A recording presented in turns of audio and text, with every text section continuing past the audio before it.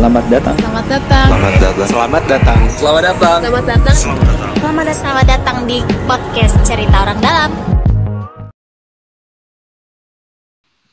Halo, selamat pagi, siang, sore, malam. Selamat datang di podcast Cerita Orang Dalam. Akhirnya, Pak Oki. Akhirnya saya kembali, Pak. Iya. Jadi ada dua makhluk. Ini hostnya dua-duanya bekas isoman ya. Jadi, tapi ini berarti kita alumni COVID semua ya, alumni endorse COVID ya, dari host sampai pembicaranya ini. Ini alumni host, alumni endorse COVID semua ini ya. Oh, iya, pembicaranya juga ya? Iya. Dapat berapa dari COVID kemarin? Oh iya Bang. Saya jadi baru Bang. Jadi duluan Bang Ridwan, baru gua, baru lu. Ini terakhir nih baru isoman. Dapat berapa dari COVID kemarin? Waduh. Endorsean ya. Endorse. Kan di endorse gimana? Masa nggak gua ada apa-apa? endorse cuma 10 hari. Gak usah Bang, saya mah. Gak enak banget. Nah, ngomong-ngomong soal COVID, gimana kabarnya? Ini kita ngobrol-ngobrol sama Bang Ridwan Hanif buat teman-teman. Gak usah perlu dikenalin ya, ini udah sangat terkenal ya. Iya. YouTuber otomotif. Diri, no. Siapa? Kita yang perlu. Oh iya, salah ya. Kita yang perlu kenalin. Bang Ridwan nggak perlu. Nggak juga. Ibu-ibu nggak kenal siapa gue. 90% followers dan subscribers itu laki tuh. Ya, ada. Ya soalnya kan abang ngomonginnya otomotif. Iya, dunianya masih ini bang, masih iya, masih sangat keras lah, laki-laki banget gitu. Iya. Oke, ya gue Nobi bareng sama Oki. Halo Oki. Halo, gimana Bang Ridwan kabarnya Bang? Alhamdulillah ya gini-gini aja. Waduh. Kalau sebelum COVID alhamdulillah baik ya kan. Kena COVID-nya kapan bang? COVID Dari kapan sampai kapan bang? Kena COVID? Februari cuma seminggu doang. Oke, cepet ya. Oh Februari ya? Udah banget ya berarti ya. Cepet karena ini sih tracingnya bagus. Waktu itu ada satu anak kantor. Kita suruh balik duluan, dia mau minta izin balik, gue bilang udah lu swab test, ternyata positif, satu kantor swab test, ternyata yang negatif itu di kantor cuma 3 orang doang, yang lainnya positif semua. Tapi karena OTG mereka sembuhnya cepet banget, recovery-nya cepet banget. Lain cerita kalau misalkan kita nggak tracing ya, ada yang satu kena terus kita diam-diam aja tetap masuk kantor, tuh banget satu tuh gue rasa tuh. Tapi emang cepet bang ya, tracing itu penting sekali untuk mencegah penularan yang lebih masif ya. Alhamdulillah gara-gara tracingnya cepat kita, walaupun pakai biaya kantor sendiri ya, itu yang kena tuh nggak nyampe sekeluarga gitu. Yang kena keluarga itu cuma 1 orang doang, anak kantor. Keluarga gue nggak ada yang kena, keluarga teman anak-anak kantor itu nggak ada yang kena, jadi cuma kena sendirian aja. Dan kantor langsung kita berubah jadi tempat isoman. Oh iya. Langsung di dalam situ semua ya.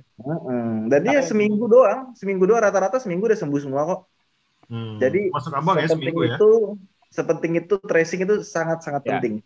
Yeah. Jadi kalau kita mau bahas corona, nambahin bed apa segala macam, kalau tracing nggak jalan ya sama aja bohong sih.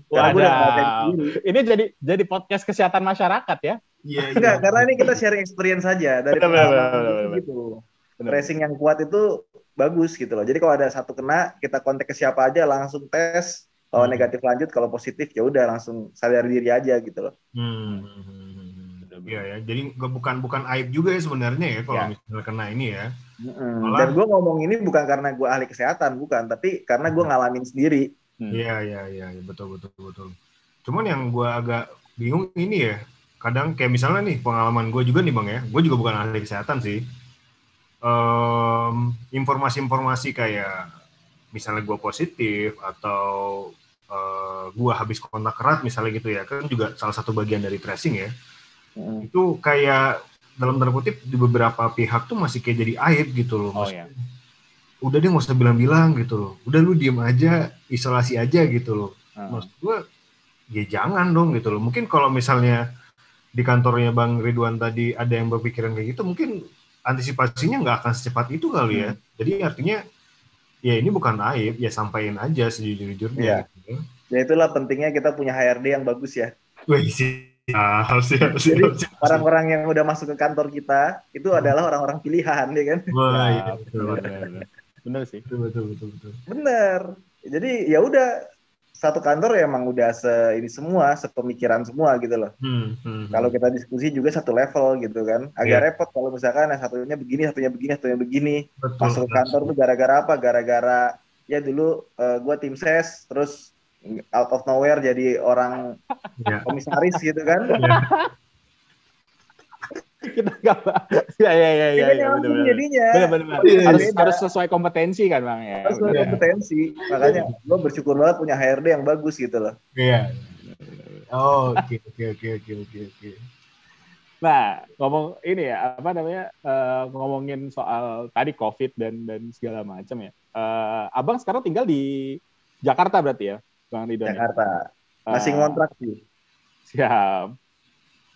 Ini apa namanya, Jakartanya mana tuh Bang? Jaksel. Lagi di sana Jaksel. Gimana soal COVID Bang? Ya di sini alhamdulillah baik-baik aja ya. Oh, alhamdulillah baik. Ini ya, apa namanya? Nggak masih terlalu menyeramkan. Dulu awal-awal Juli sih, kan rumah gue 2 rumah dari masjid ya. Hampir tiap hari ada pengumuman duka, tapi sekarang udah nggak ada lagi sekarang. Alhamdulillah ya. Udah kosong. Alhamdulillah. Tapi dari kecil abang di Jakarta berarti? Dari kecil lahir di Jakarta. Rumah dari dulu atau maksudnya dulu emang rumahnya di sekarang daerah mana sih Bang? Abang rumah? Dulu gue kecil emang di Pasar Minggu, tapi orang tua tuh pindah ke Kebayoran Baru tuh zaman gue SD. Okay. Habis itu gue pas nikah, sebelum nikah dan nikah itu gue pernah pindah ke daerah Kelapa Gading, Sunter. Oke. Terus gue resign dari kantor, gue pindah lagi ke Pasar Minggu. Wow. Oh, balik lagi ke pas masa kecilnya ya dari Pasar Minggu ya? Iya. Itu apa namanya? Gimana Bang? Mungkin sedikit cerita lah dari masa kecil, dari pindah dari Pasar Minggu, terus akhirnya ke Kebayoran, dan akhirnya balik lagi ke Pasar Minggu. Gimana tuh? Pasti masa beda kecil abang ya? Pasti beda dong. Pasar zaman abang kecil sama abang tinggal sekarang. Iya beda lah pastilah ya. Zaman dulu tuh kayaknya lebih aman ya kayak zaman sekarang ya. Zaman sekarang itu semuanya di portal. Oke. Asli, gue di Pasar Minggu, komplek-komplek, zaman dulu mana ada portal-portalan. Terus sekarang isinya portal, semua heran gue. Karena lebih banyak komplek kali ya Bang. Dulu mungkin nggak sebanyak itu kali komplek ya. Komplek bisa dihitung jari ya Bang. Komplek, kriminalitasnya makin tinggi kan. Iya nggak sih? Itu abang ngerasain sendiri atau enggak masalah kriminalitas yang sekitar abang itu tinggi? Ya, gua dulu waktu tinggal di Pasar Minggu nih ya, sebelah rumah gua tuh kemalingan karena di kos-kosan kan. Terus minta diliatin CCTV-nya dan waktu itu kebetulan CCTV gua rusak, jadi nggak bisa kelihatan. Tapi dari orang yang dekat situ bilang, saya lihat ada orang datang turun ngambil barang muter balik langsung, kata ibu-ibu warung. Nah, dia nggak tahu juga karena kan yang namanya kos-kosan ya. Oh iya. Nah, jadi ya nggak kenal juga warganya siapa. Emang zamannya udah beda sih. Dulu zaman gua di sini kan sebelum tahun 98 ya. Ini atau mungkin 97 ya. Ya itu nggak ada yang namanya portal. Kita main segala macam itu nggak ada yang takut. Namanya ada penculik lah, mobil ditaruh luar segala macam. Walaupun dulu orang tua nggak ada mobil juga ya. Ya beda lah. Nuansanya nggak kayak zaman sekarang. Sepakat sih. Gue sedikit cerita. Depan rumah gue kan komplek tentara ya. Jadi apa namanya ada banyak lapangan, ada banyak gedung dan segala macam. Dan dulu tuh kita tuh sebagai anak kecil ya boleh aja masuk bebas dan segala macam gitu. Dan beda dengan zaman sekarang yang memang kayaknya mungkin karena ini ya Bang. Apa ya? Mungkin karena kepercayaan terhadap masyarakat. Maksudnya keterikatan antar tetangga gitu, kenalan antar tetangga atau kenalan antar masyarakatnya mungkin karena itu berkurang kali ya Bang. Enggak juga sih. Yang gue seneng ya di Pasar Minggu ini ya, walaupun gue ngontrak ya, gue sama depan kanan kiri belakang tuh seru-seruan aja. Apalagi depan gue kan dia aqua galon ya, isi ulang segala macem. Itu gue kalau masuk rumah itu pintu gue jadi pintu otomatis. Pagar kebuka sendiri, ada yang bukain kan. Iya. Enggak sih, maksudnya kalau itu sih mungkin tergantung orangnya ya. Kalau ada orang yang tutup, kalau yang kebuka. Nah makanya saya sendiri juga nggak begitu suka tinggal di rumah yang daerahnya tuh isinya orang-orang yang udah sepuh sama terlalu kaya mungkin ya, terlalu individualis, gede. Kan bener sih. Terlalu kaya iya, kalau gue tipikal orang yang apa ya, kalau gue lagi bosen di rumah, gue nongkrong di depan tengah malam gitu, ngobrol-ngobrol sama tetangga, walaupun gue nggak ngerokok, nggak ini, ya kan, ya udah seru-seruan aja. Ikut siskamling kali Bang ya? Nggak ada, kalau siskamling waktu gue di Klaten, waktu awal-awal COVID tuh kan bulan Ramadan, itu banyak banget yang kemalingan di Klaten tuh. Akhirnya kita ngeronda tuh, jadwal gue tiap Kamis. Apal banget ya. Bisa ngeronda gitu ya. Beda Pak, di daerah Pak, kalau di Jakarta siskamling mending bayar ininya, bayar satpamnya kan akhirnya. Getok tiang tengah malam itu. Oh iya. Ya nggak apa-apa sih, bayar satpam juga, orang gue juga sama satpam akrab kok. Zaman gue masih ditinggal sama orang tua ya. Tapi dari dulu memang udah suka otomotif Bang? Dari kecil tuh. Jauh juga ya, satpam ke otomotif ya. Nggak ada bridgingnya ya? Bridgingnya kurang bridging ya? Langsung aja. Nah, hostnya emang amatir Bang, jadi nggak ada bridging. Kita harus akui itu ya. Ya kalau otomotif sih udah suka itu dari zaman gue kecil kali ya, zaman gue TK apa. Gue suka apa ya, bokap gue tuh kalau pulang kantor seminggu sekali itu bawa tabloid. Ya, otomotif itu gue gunting-guntingin, gue nggak ngerti itu apaan ya kan, belum bisa baca dulu, gue gunting-guntingin, gue tempel-tempel di kamar, ya gitulah main. Dulu tuh zaman kecil ada temen yang orang tuanya luar biasa ya, terus waktu dia ulang tahun kita pulang dibagiin satu-satu Tamiya, itu senangnya luar biasa. Zaman dulu kan mahal ya. Iya. Zaman sekarang mahal nggak sih Tamiya? Udah nggak terlalu Bang. Ya, kalau hype-nya sih. Zaman gue kecil itu yang gue bisa beli itu mereknya Audi kalau nggak salah. Oh iya. Yang merek Tamiya-nya mahal. Kalau sekarang Tamiya udah lumayan Bang, udah. Kalau yang mahal banget tuh yang bener-bener rakitan Bang, modif. Kalau yang kayak zaman awan kita kecil mah udah affordable lah sekarang. Orang di pinggir jalan aja ada yang jualan. Lu mewah banget Tamiya kan? Yang iya, mewah banget. Tapi berarti dulu berangkat dari itu ya, dari tabloid yang mungkin Bang Ridwan sendiri nggak tahu ya itu apa ya. Cuma berarti Bapak itu suka ngoprek mobil. Orang tua suka ngoprek mobil gitu atau gimana? Apa? Orang tua suka ngoprek mobil gitu atau gimana? Sama sekali enggak. Oke. Sama sekali enggak. Di keluarga tuh nggak ada yang darahnya otomotif gitu ya. Tapi emang bukan mungkin kalau orang tua dulu mampu beli mobil yang bagus itu segala macam, mungkin juga akan gitu. Cuma kan ya daripada beli mobil mendingan beli apa ya, beli jadi yang lain gitu kan. Mulai suka otomotif dan akhirnya mulai apa ya, berkecimpung tuh di kapan doang? Gue tuh dulu suka banget main game ya. Karena kan dulu ibu itu ngajar komputer. Jadi di rumah itu punya komputer. Nah ya itulah minta tolong saudara, tetangga, isiin game segala macam. Game yang gue paling suka dulu Need for Speed 2. Oke. Special Edition, tau nggak? Ya, tahu. Yang ada McLaren F1 ya kan. Iya, betul. Ferrari F50, ya udah gue main gituan. Bahkan sampai SMP SMA gitu ya, main game itu di di PS gitu ya. Yang dimainin tuh mungkin anak-anak lain main bola ya nggak sih? Iya. Gue nggak main bola, gue cuma main balapan aja, makanya ya sudah. Emang senengnya di situ ya gue jalanin aja di situ, dan nggak nyangka ternyata inline dari dulu, dari kecil sampai sekarang itu ya di otomotif itu karena emang udah seneng dari kecil. Iya. Tapi basicnya Bang Ridwan sendiri otomotif bukan sih, kayak mesin atau apa gitu? Kalau basicnya bareng gue. Dari ini sih. Dulu waktu SMA itu kan iseng bikin website rental mobil, rame. Akhirnya keluarga itu bertumpu di situlah. Dan sekarang rental mobil ngurusin orang tua full. Dari SMA Bang? SMA itu saya kan ini tukang main internet. Jadi modal website, iklan, Google AdWords segala macem, jadi duit lah. Nah dari situ mulainya, dan tahu mobil yang lebih dalam itu ya mungkin sejak SMA kuliah lah, karena ngurusin mobil rental kan. Mulai dari gue gue pengen jalan-jalan nggak punya bensin nih, gue nyedot bensinnya dari mobil lain. Penyewa ini pulang mobil bensinnya penuh nih, gue ambil nih bensinnya.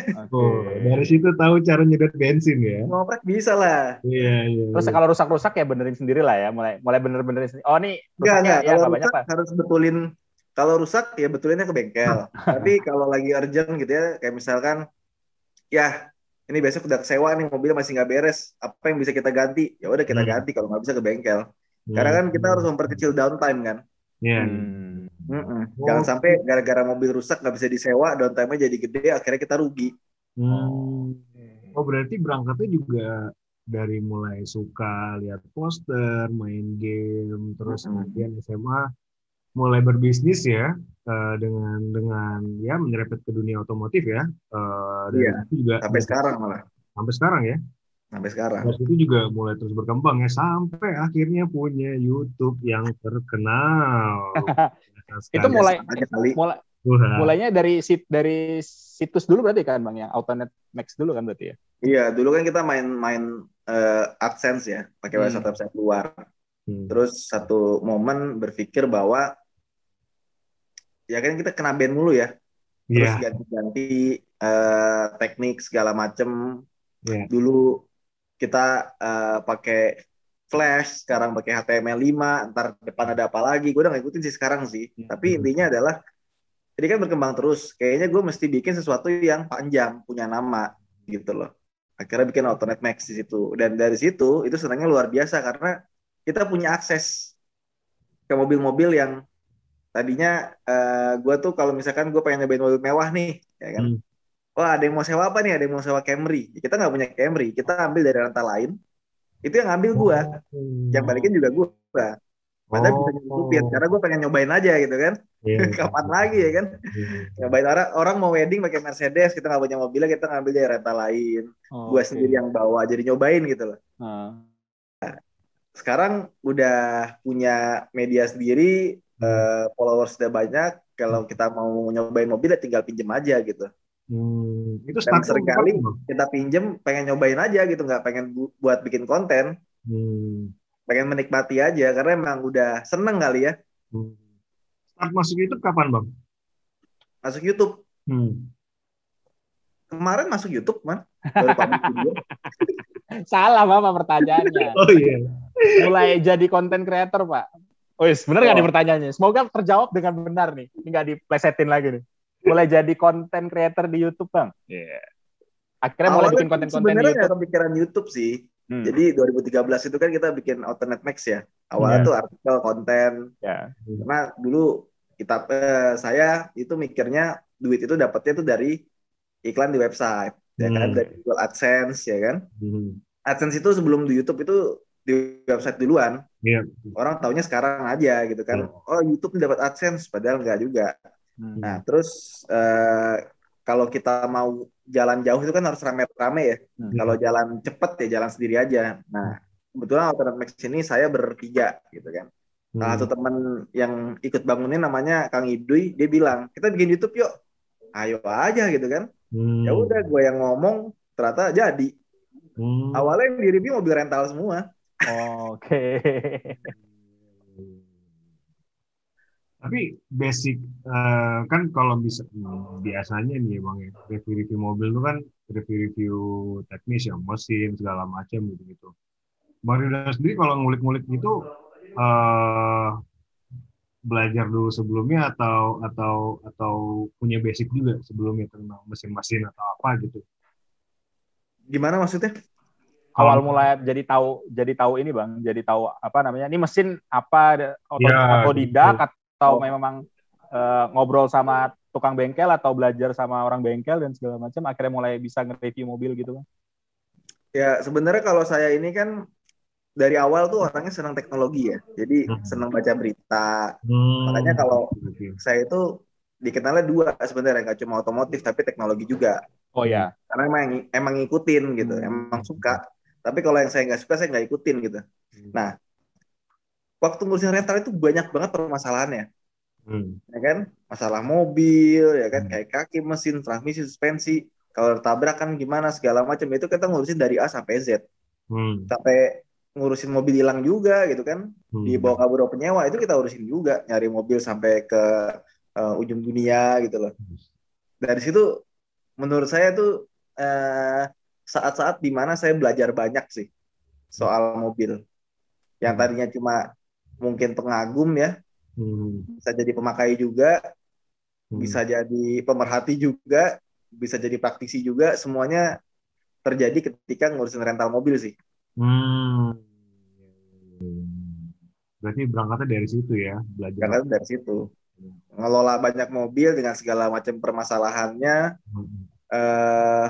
dan juga segala macam, wah itu pusing deh makanya. Biasanya suka dukanya apa tuh Bang? Pas jadi ini, pas ngurus rental mobil. Sukanya sih pas dapat duit sih ya. Ya, kita semua sepakat sih ya berarti ya. Saya juga suka. Apalagi gini, yang suka nih ya. Saya tuh tahu gitu mana penyewa yang kelihatannya royal sama enggak. Kayak misalkan gini, saya beberapa kali tuh ngambil targeting market itu ngambil ke daerah-daerah kayak Timur Tengah. Gitu misalkan Arab Saudi jarang, yang banyak tuh kayak Kuwait, Qatar. Nah, ini ada dari klien dulu ya telepon. Nah, kayak misalkan dari Qatar, Kuwait gitu-gitu kan. Nah, itu biasanya kalau ada penyewa dari situ, gue mau nyetir sendiri. Oh, oke.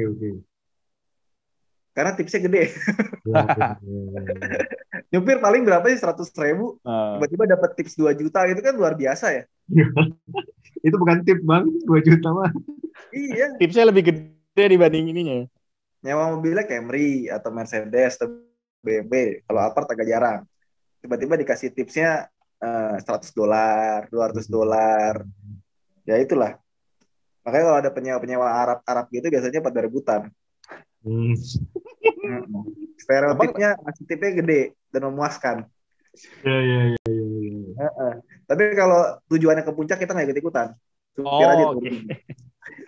Emang rental di mana aja Bang? Apa? Kenapa nggak ikutan? Ya udahlah itu. orang dalam ya. Jelas lagi. Gue kira tadi mau jawab kan, gue pancing ternyata nggak dijawab. Iya. Bang, kalau boleh nanya nih, dari sekian banyak mobil yang udah di-review, udah dicoba segala macam, penasaran aja sih gue, mobil favoritnya apa Bang? Mobil favorit? Mobil favorit adalah mobil yang kita punya sendiri sebenarnya. Kalau misalnya apapun deh, yang mobil idaman yang belum kepegang, belum dimiliki. Apa ya? Tapi pengen. Gue makin kesini nggak makin muluk-muluk ya, maksudnya. Oh, gue suka banget sama ini apa segala macam. Gue makin kesini tuh makin netral sebenarnya. Karena buat gue yang paling penting itu adalah experience-nya, bukan memilikinya gitu.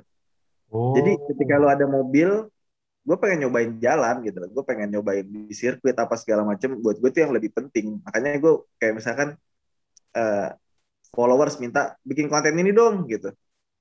Gue pernah diajakin teman ke New Zealand gitu ya, nyobain Lexus LFA segala macam ya, mobil supercar luar biasa lah.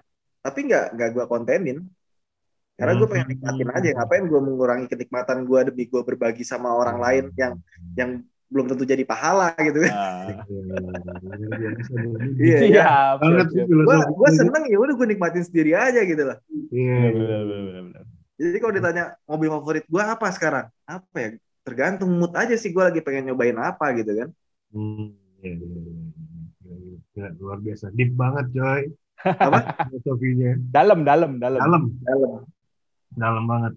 Karena pasti kan kalau misalnya gue nanya mau sama beberapa orang gitu ya, yang mungkin experience-nya terhadap atau experience-nya menggunakan mobil itu tidak sebanyak Bang Ridwan gitu ya. Kalau ditanya kan pasti langsung nih, aduh gue pengen banget nih punya ini nih, gue pengen banget punya ini gitu. Tapi ternyata kalau dari Bang Ridwan yang udah banyak experience-nya, ya kayaknya lebih netral gitu ya, lebih tergantung aja gitu. Karena memang bener-bener ininya ya, bener-bener pengalamannya ya Bang ya, terhadap mobil itu ya, dibanding memang harus kayak suka banget, into banget dengan satu brand gitu Bang ya berarti ya. Ini kita lagi live ya, ada yang komen tadi di situ. Nah, itu anak-anak saya tuh bang. Itu biarin aja bang, gak usah diinin bang. Itu salah satu fans bang. Iya, karena gini loh, kalau gue ngeliatnya banyak orang gini, kenapa sih lu suka sama mobil itu gitu loh? Iya. Karena mobilnya langka. Okay. Ya kenapa gitu? Karena jadi orang tuh ada suka sama beberapa barang itu bukan buat menyenangkan dirinya sendiri, tapi untuk menyenangkan orang lain gitu loh. Untuk terlihat hebat ini. Kalau gue sukanya ini, ya suka-suka gue gitu loh. Yang gue nikmatin, gue yang beli gitu kan. Gue udah tipikal, gue udah sampai ke tahap sana sih. Jadi ketika ada sesuatu yang bagus atau apa yang gue suka, lebih baik gue simpen sendiri aja, bukan untuk gue kelihatan hebat di orang lain, ya kan. Nih, gue nyobain mobil langka nih. Ya gimana ya? Tapi jadi menarik sih bang. Maksudnya kadang kan ada beberapa orang yang memang mengoleksi mobil-mobil tadi hobinya adalah mengoleksi mobil langka, mobil-mobil yang udah tua dan sebagainya gitu. Dan atau misalkan dia mengoleksi mobil yang misalkan tadi abang bilang supercar gitu. Jadi yang gue pengennya yang gede, yang cepat dan segala macam. Nah, dari abang sendiri ngerasa bahwa itu kayak apa ya? Ya abang bukan tipe yang kayak gitulah gitu. Kalau gue sih tetap pengen punya juga. Balik lagi ya. Gue kira idealis gitu kan. Cuma nggak perlu dibilang-bilang ke orang ya kan. Gue pengen punya ini, pengen punya itu. Ya sudah, gue pengen punya. Dan kalaupun gue punya, kalau gue pengen pakai ya pengen pakai gitu. Cuma gini, gue sangat mengapresiasi orang yang punya, memelihara lah. Terutama apa ya, gue ngeliat tuh banyak orang yang punya mobil, punya barang tapi nggak dirawat gitu, dibiarkan begitu aja gitu. Jadi gue sangat mengapresiasi orang yang benar-benar dia merawat gitu. Karena di suatu saat gitu ya, ini akan bisa jadi punah gitu barang. Ya nggak sih? Lo punya mobil, ya kan? Mobil ini cuma berapa unit di Indonesia, terus lo rawat gitu loh. Nggak cuma sekedar lo miliki gitu kan. Itu tuh kayak barang bersejarah gitu loh, kayak barang antik sebenarnya. Jangan sampai nih mobil musnah, jangan sampai nih mobil bisa keluar dari Indonesia gitu loh, akhirnya nggak balik lagi karena di Indonesia tuh banyak loh orang punya mobil-mobil aneh, ya kan, mobil-mobil yang harganya gila-gila di auction di luar gitu ya. Di luar tuh bisa misalkan harganya $1 juta, $500.000 dilelang, tapi dibandingkan dia melakukan itu, dia simpan di Indonesia dan ya udah dia rawat tuh mobil. Nah, gue kadang-kadang sedih tuh kalau misalkan ada mobil bagus gitu ya, tapi nggak kerawat, diabandon gitu ya. Sayang gitu loh.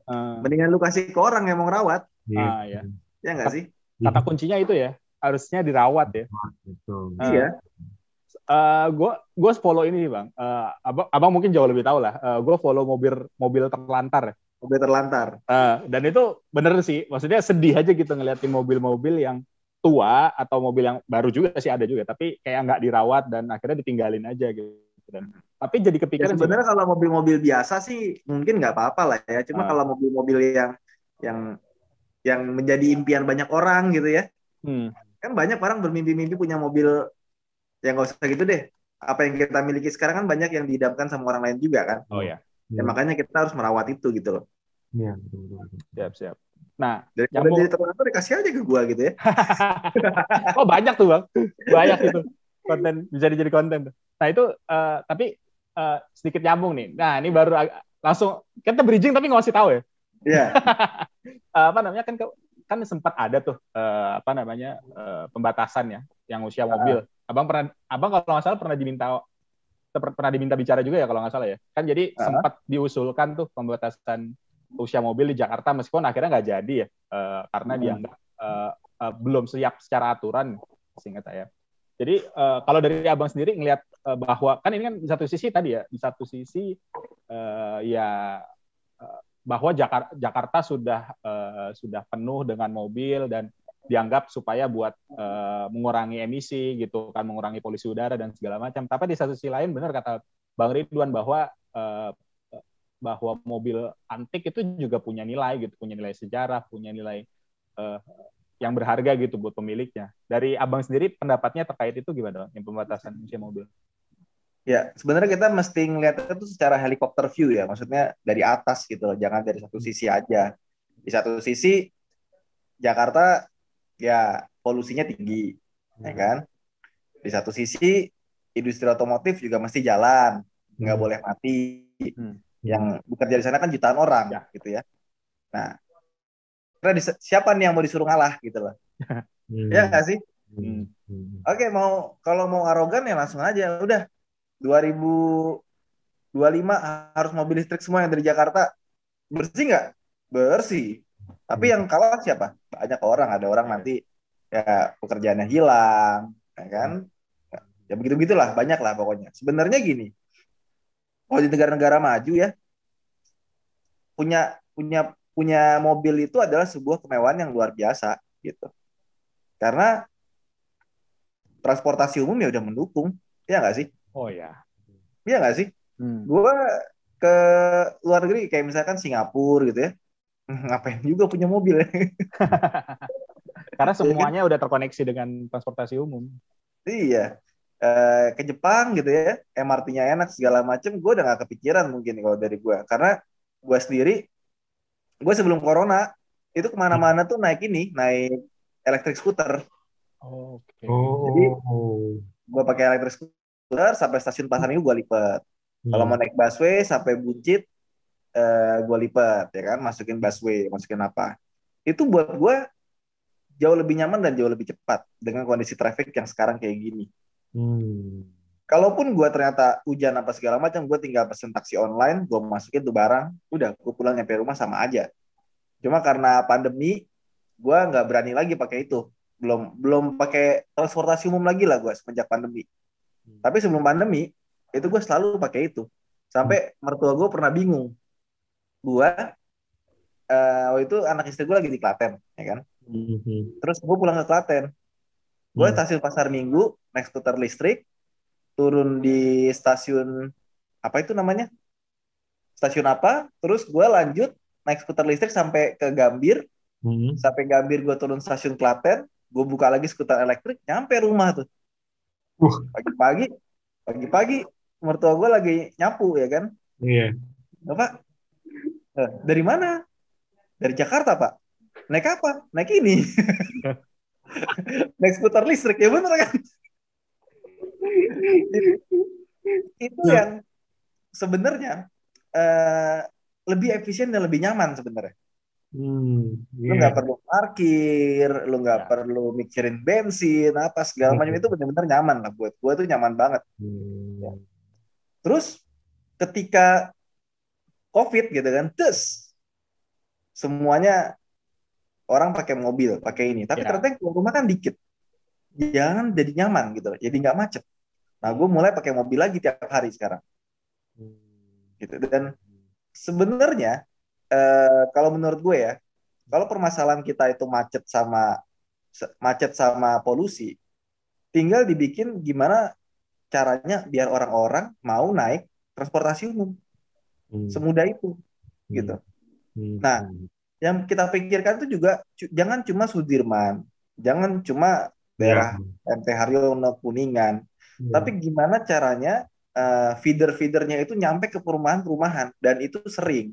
Karena gue kalau nggak ada skuter listrik ya, sorry to say, gue jalannya agak jauh untuk keluar dari kompleks rumah gue. Udah gitu nyari angkotnya lama, ya kan? Belum Jaklingko ya? Belum Jaklingko ya Bang?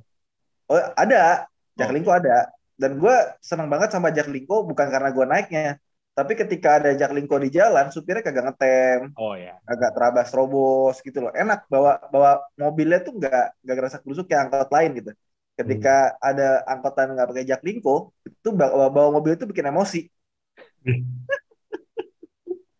Itu bikin macet loh. Apalagi coba lo perhatiin di stasiun Lenteng. Iya, betul. Ya, yang belok pertigaan ya, Bang? Jakarta. Macetnya apa? Gara-gara ngetem. Kalau nggak ada angkot, udah. Iya. Beres. Nah, jadi yang paling penting adalah orang itu harus dibikin nyaman pakai transportasi umum. Kalau di Thailand, di MRT-nya itu suka dibikin parkiran mobil, parkiran motor yang banyak. Nah, gue pernah tuh ke Bogor, terus di Stasiun Lenteng, ya kan? Di Stasiun Lenteng, gue naruh motor di situ, ya kan? Gue ke Bogor. Pas balik helm gue hilang. Bukan Stasiun Lenteng, Tanjung Barat, ya kan? Tapi itu udah jadi apartemen. Nah, terus yang kedua, yang bikin macet dan paling banyak itu kan sebenarnya apa tuh nggak? Orang komuter. Yang tiap hari ngantor. Antara di Sudirman, rumahnya Lebak Bulus, dia tiap hari bolak-balik, ya kan?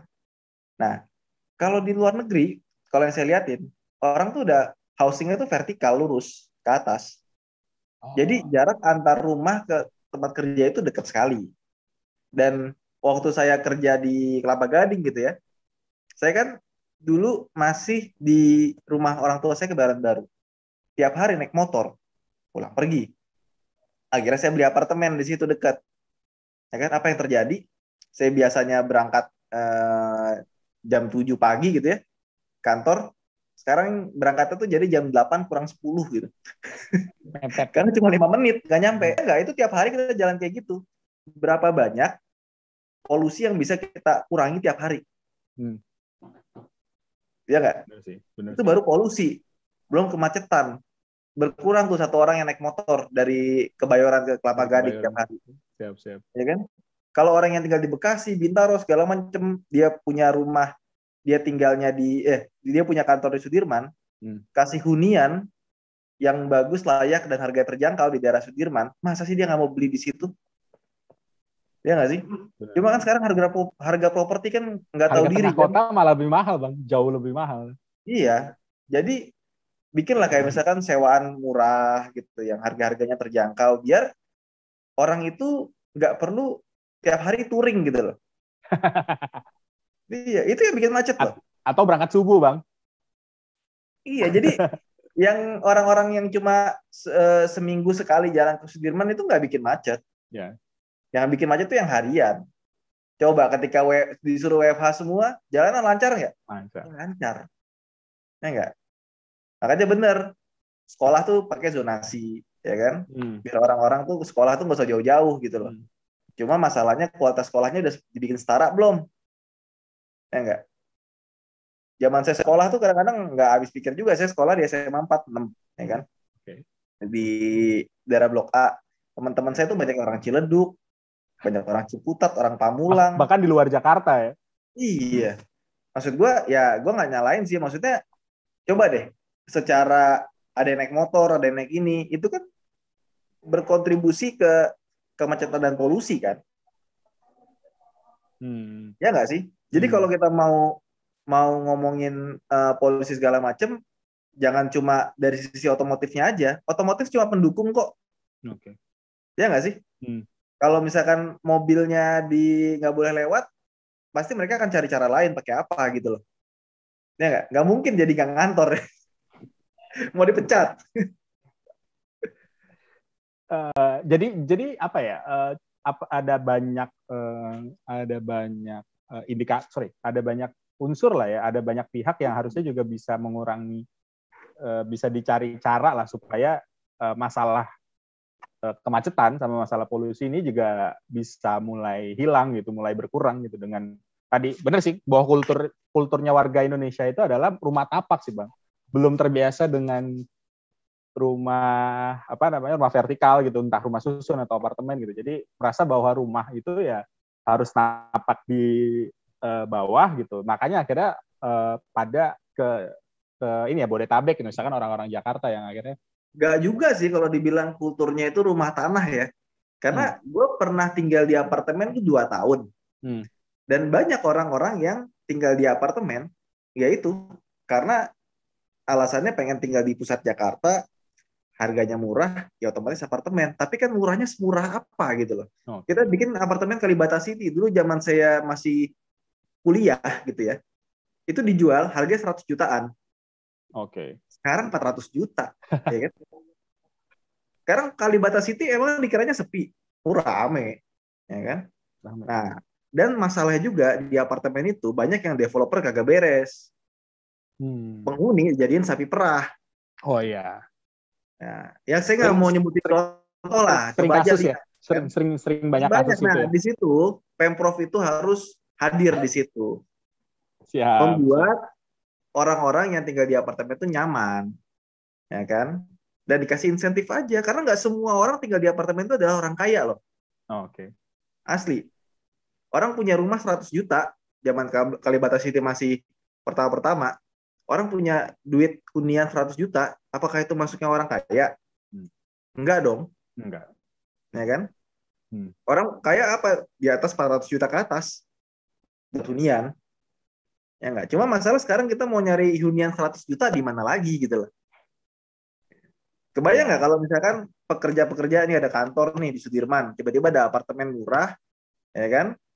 Terus dia boleh tinggal di situ selama dia punya SK dari kantor gitu ya, bahwa dia bekerja di situ, ya kan? Terus dia kontraknya berapa lama? Karena dia kerja di situ, dia boleh tinggal di sini. Bikin program. Itu pasti berkurang banget itu orang yang komuter tadinya tiap hari Jakarta Bogor gitu kan. Banyak loh OB-OB yang kerjanya yang rumahnya di Bogor, tiap hari naik kereta gitu kan. Dan kalau kereta lagi ada gangguan, mereka nggak pulang ke rumah, nginep di kantor. Ya. Orang-orang OB-OB yang jualan di Glodok gitu apa segala macam banyak. Karena saya dulu waktu kuliah itu saya bolak-balik Bogor pernah. Ada yang baru pulang pagi gitu kan. Apa namanya? Dia tanya, "Mas, kerjanya apa, Mas?" "Saya di Glodok. Tukang komputer." "Oh, ini kok jam segini pagi malah balik ke Bogor?" "Iya, dari kemarin saya nginep di kantor." Kan kasihan. Ya kan? Coba dikasih akses rumah gratis atau apa gitu. Tujuannya apa? Buat mengurangi orang komuter itu. Siap. Ya, jadi ada banyak yang harus bisa dikerjain lah ya, supaya tadi nggak cuma satu sisi aja terkait kendaraan juga, tapi terkait transportasi umum. Dan tadi Abang juga udah nge-share ya pengalaman-pengalamannya transportasi umum. Mungkin ada harapan lagi Bang soal transportasi umum di Jakarta. Harapannya apa ya? Bingung saya, orang lagi corona gini ya, ada harapan. Ya, anggaplah ini pandemi tanggal 17 Agustus 2021 selesai gitu kan. Jadi setelah itu kira-kira harapannya apa transportasi? Harapannya bahas semua angkot jadi Jaklingko aja ya. Siap. Karena itu bisa mengurangi kemacetan asli. Karena yang ngetemnya hilang, yang frontulannya hilang. Kalau Jaklingko semua sih pasti jadi lebih bagus ya. Cuma masalahnya yang itu, yang ada dari Depok segala macam di luar ini kan, itu jadi masalah. Ya. Itu sih paling. Feeder sih yang paling penting, feeder. Kalau transportasi yang masifnya kayak misalkan MRT-nya, kereta, ya kan, busway, tinggal feedernya aja, biar orang-orang tuh lebih terjangkau. Gitu. Ya, dari depan rumah udah bisa naik ini. Jadwalnya bisa di-trace ya kan. Misalkan satu angkot tuh dikasih GPS, kita semua bisa akses GPS dari mana. Oh, dia udah nyampe sini nih, berarti 5 menit lagi nyampe depan rumah kita. Buat jalan ya kan. Itu enak loh. Daripada ya kita nungguin jadwal jam sekian, pas kita nyampe, kok belum datang tuh barang. Sering gitu kan. Kayak Bikun UI, Bang. Hah? Kayak Bikun. Ada jadwalnya nih, nggak datang kemana ya? Untuk para pendengar ya. Itu kan enak banget tuh. Dia tuh digital kan. Jadi estimasinya itu bisa ketahuan dari papan digital. Jadi kita ambil nunggu, oh masih lama, kita jajan dulu di depan. Kita beli ini gitu. Asik tuh. Kalau misalkan feeder-feedernya itu benar-benar udah terintegrasi, kita tinggal buka di aplikasi, kita misalkan mau naik angkot S15 gitu ya. Sylvia, keren amat. Nah, terus pencet nih S15. Oh, S15 sekarang posisinya di 1, 2, 3, 4, 5. Paling dekat dari arah kita tuh sekitar estimasi 5 menit lagi. Ya. Berdasarkan estimasi Google Maps. Cakep. Gitu. Sedang menuju ke sana lah, insya Allah ya. Semoga sedang menuju ke sana lah. Bahwa kita bisa. Nggak cepat, tapi bisa. Sama trotoar aja sih. Trotoar yang diperbagus jangan di pusat-pusat kota aja. Iya. Ya mahal sih pasti ya. Cuma saya kalau di pasar Minggu ya trotoar itu agak kurang bagus lah, meskipun sekarang udah mendingan. Saya kadang-kadang ngiri sama Kebayoran Baru gitu kan, rumah orang tua saya Kebayoran Baru. Gila, gue dari kecil di sini ya kan, dari zaman gue SD kelas berapa gitu. Giliran gue udah pindah dari rumah orang tua gue, trotoarnya jadi bagus sialan. Itu sama kayak lu ke sekolahan ya kan. Gue udah jadi alumni nih. Pas gue ke sekolah, balik ke sekolah lihat, ih gila. Zaman gue kagak ada AC, ya? Sekarang sekolah gue ada AC-nya. Sial.